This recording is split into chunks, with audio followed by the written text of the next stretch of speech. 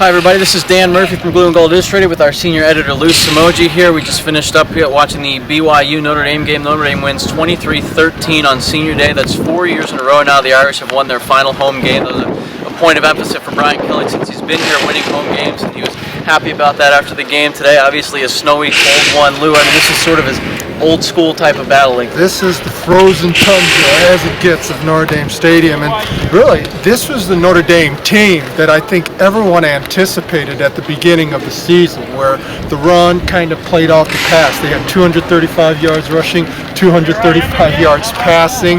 The onus wasn't put too much on Tommy Rees. A lot of it was put on the offensive line and the running backs. And then defensively, it's been kind of feast or famine this year, against Michigan and Oklahoma, and even at Pitt, there's just a lot of disappointments. But again, just like against USC at home, against Michigan State at home, and against Brigham Young, it's really pretty darn good teams and offenses shut them down really to the point totals of 13, 10, and 13 again. It was like a vintage 2012 defense. And BYU had success moving the ball. They were trucking until they got onto the other half of the field. Notre Dame did a nice job of kind of clamping up, especially got down into the red zone, using that tighter space to move their safeties up and do things a little different schematically and slow them down a little bit. I know Kelly gave a little credit to Bob Diaco for making the right calls when they got inside the 20. Even on the other half of the field, I think BYU was on the plus side of the field 6 times in the second half, and they got minimal points out of those trips. I think they may have won 1 touchdown, but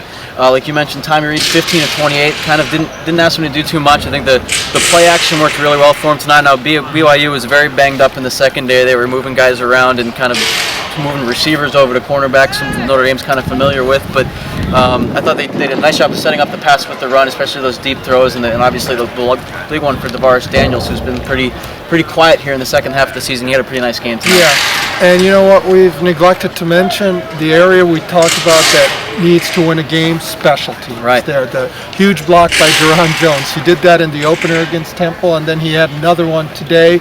Kyle Brins, I mean, what more can you say about the young man there? 12 of 13 in the fourth quarter, kind of with games on the line. It's 20-13.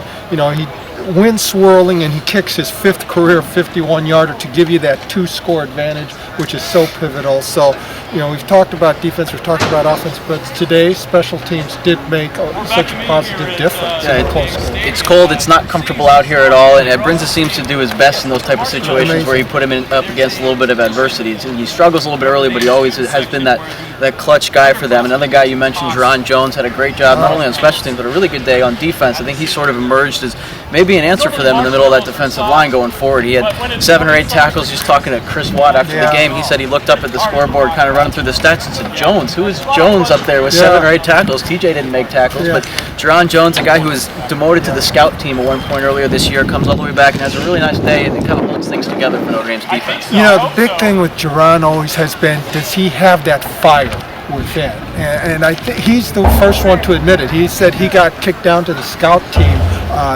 bye week for USC, and he was down there for a couple of weeks because they were just not pleased with the way he was progressing. And even in the spring, Mike Elston had talked about that. He's still playing like a high school senior, and he's starting to play like a college freshman and everything. But this is one of those things. When you lose a Louis Nix, sometimes psychologically you get these players realizing, whether it's subconsciously or fully aware, it's my turn now. I've got to, really start emerging. And this was kind of a watershed game. But he also was humble. He just said, look, this is only one game. We got Stanford next week, and that's as physical a team as you get. But he said it is a great stepping stone to build on. And it was very valuable. A lot of people were curious about how Jerron would respond, and he really came through big time today. He definitely will be tested again next week against Stanford with a big offensive line and the way they like to run up the middle. He'll be an important piece there. It'll be a little bit sunnier, better weather, but we'll be there next Saturday as Notre Dame closes out the season in Palo Alto against Stanford. For now, Notre Dame moves to 8-3,